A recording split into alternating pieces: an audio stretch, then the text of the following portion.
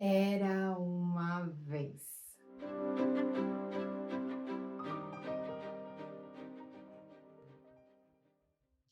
Era uma vez um menino de mais ou menos 12 anos que não gostava de ir à escola. Acreditava que frequentar a escola era uma perda de tempo, que a matemática era um desafio em sua mente, pois não conseguia entender os números. A matemática era um martírio horrível para ele. Embora conseguisse tirar notas razoáveis, era mais por conta de sua boa memória do que por compreensão real dos números. Sua mãe era uma dona de casa, uma mulher amável durante o dia e temida durante a noite. Era uma cozinheira muito habilidosa. Seu pai era pastor de uma igreja, um homem que acreditava na Bíblia, sem questionamentos, um homem de fé. O menino pensava muito e gostava muito de brincar sozinho. Questionava no seu universo coisas que não podia compartilhar, pois sabia que as pessoas poderiam contestar suas ideias, como muitos fizeram durante sua infância e juventude. Ele tinha um mundo misterioso aqui dentro. Por isso construiu um boneco e o guardou numa caixa lá no sótão de sua casa. Era um lugar inacessível, pois o assoalho estava velho demais. Quando ninguém estava por perto, ele ia lá em cima, escondido, para deixar pequenos papéis com frases como segredos que só compartilhava com o boneco. O menino tinha um fascínio pela solidão e pela solitude, mas ele não sabia o que significava isso, o que talvez causasse certo desconforto aos colegas de sala. Em um dia específico, 7 deles se juntaram para intimá-lo. Um deles deu um empurrão violento, derrubando no chão e fazendo com que o menino batesse a cabeça, deixando-o tonto. No momento em que se preparava para levantar e reagir, uma ideia atravessou em sua mente, como um relâmpago. Agora já não preciso ir à escola. Ele percebeu que estava semi-inconsciente e optou por ficar ali deitado por mais um tempo, assustando os colegas. Era uma mistura de sentimento de vingança e uma necessidade de fazer apenas o que gostava. Ficar sozinho sem precisar ir à escola e mergulhar em seus pensamentos e sonhos, entre as árvores e as pedras. O menino gostava de sentar em uma pedra e se perguntar: quem está sentado em quem? Quem sou eu? Quem é a pedra?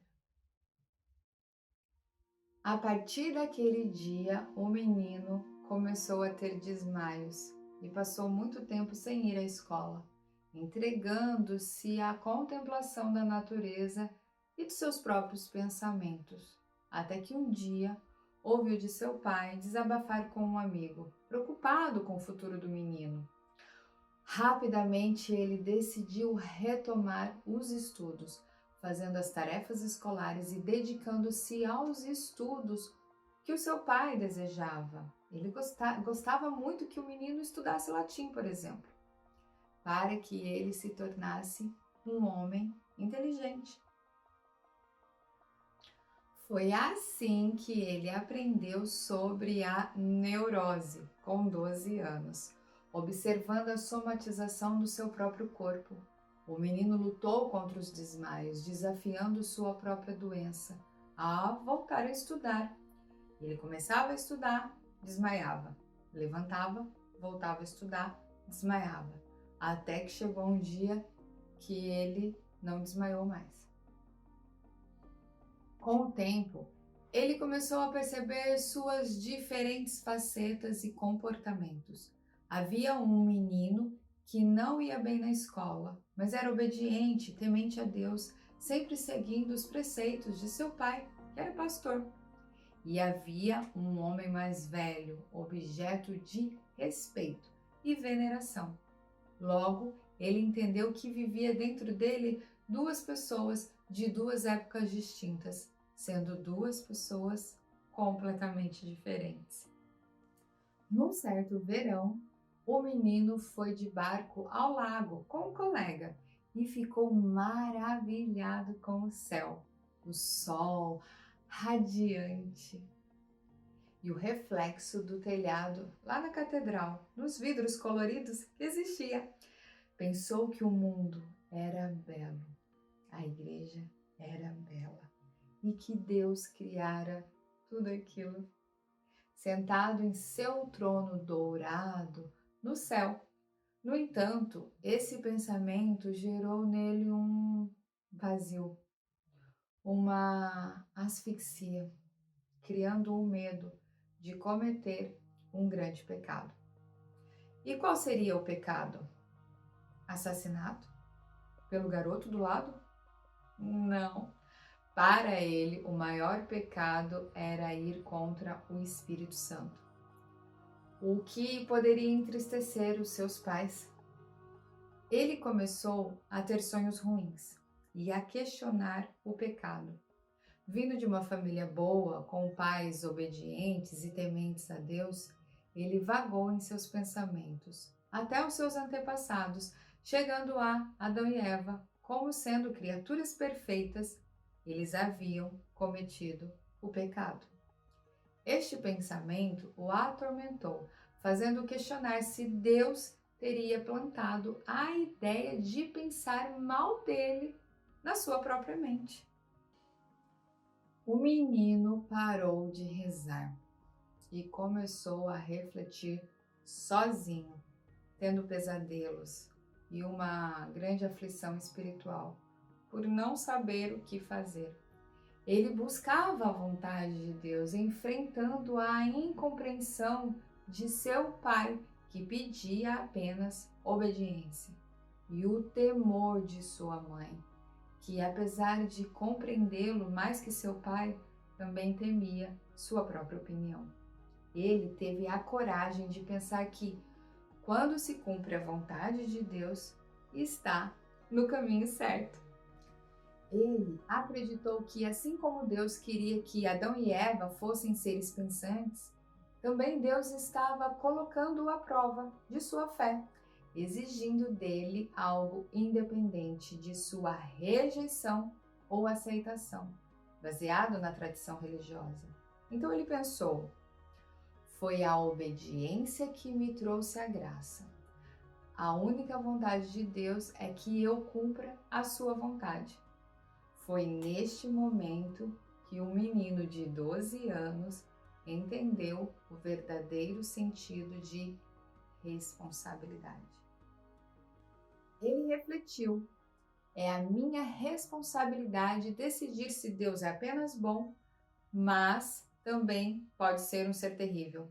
Assim, o menino se tornou introspectivo, percebeu imediatamente o ato da sua própria inferioridade, acreditando ser um demônio por pensar assim, especialmente porque sua mãe frequentemente o chamava de terrorista. Então, era a mãe falando o pensamento dele sobre Deus de forma negativa. Ele não valia nada. Era isso que ele pensava. Começou então a estudar a Bíblia, os segredos da Bíblia, para compreender melhor a sua visão sobre Deus. Com certo fascínio, ele leu sobre os fariseus e os escribas, descobrindo que eram os excluídos, os escolhidos. O feitor infiel sendo elogiado por Pedro, o inconstante, nomeado como pedra. Provocou, de certa forma, um brilho nos olhos do menino. Ele amava sentar-se sobre a pedra e refletir sobre ela e sobre si mesmo. Quanto mais intenso eram os sentimentos de inferioridade do menino, mais incompreensível parecia a graça de Deus. Deus não quer um ser humano que demonstre inferioridade. Humildade não é ser inferior. Humildade vem de humus, que significa terra. A pessoa deve ter os pés no chão, consciente e responsável, cultivando a humildade. Pois o homem deve ser humilde, amando a vida e todos os seres na terra. Não somos super inteligentes, mas fazemos parte da natureza, existindo na diferença entre o homem comum e todos os outros homens. Somos todos iguais. A natureza é o maior templo sagrado para nos conectar com Deus. Rejeitado ou escolhido, maldito ou abençoado. Ai, meu Deus! Com o tempo, o menino compreendeu o mistério da graça. Percebeu que era a soma de suas próprias emoções e também a pedra e o Pedro, de forma intemporal, tornando-o um homem completo, não perfeito, mas responsável por suas ações e pensamentos, conquistando seus objetivos, pois para ele Deus continua o mistério da graça. E falava com ele, e fala com a gente, todos os dias, através dos sinais e da sincronicidade. Ele se tornou um ser humano pensante e curioso, assim como deveria ser. Alguém sabe quem é esse menino? De quem que eu estou falando? Quero ver quem acerta, gente. Comenta aí embaixo. Olhar para a nossa sombra é assumir a responsabilidade pelos nossos atos. É ter consciência de quem somos e para onde estamos indo. Muitas vezes relutamos em aceitar o nosso lado sombrio, pois todos nós o possuímos. E às vezes pode parecer até um pecado. E se dessemos potência a essa sombra? E se transformássemos em uma fonte de poder para melhorarmos nossos desempenhos na vida? Eu posso ajudar você nisso. Olhar para a sua sombra com carinho, mas potencializá-la de maneira humilde e serena. Estou abrindo vagas limitadas em um curso intitulado Conheça a Tua Sombra.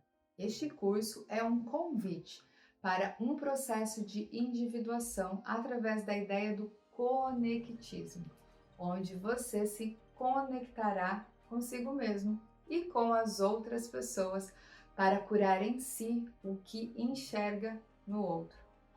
É na sombra que reside o verdadeiro ouro, o diamante que existe dentro de você. Mas para que isso aconteça, é preciso se entregar. Você tem coragem? Não? Então esse curso não é para você. Venha se juntar a nós nessa jornada de autodescoberta e transformação. Reserve sua vaga agora e permita-se explorar esses recantos mais profundos da sua alma. Aceite o convite para conhecer a sua própria sombra e descubra a beleza e o potencial oculto dentro de você. Estou aqui para guiá-los nesta jornada. Por isso, sejam bem-vindos à sua própria jornada de transformação no Mais Magia com Terapia.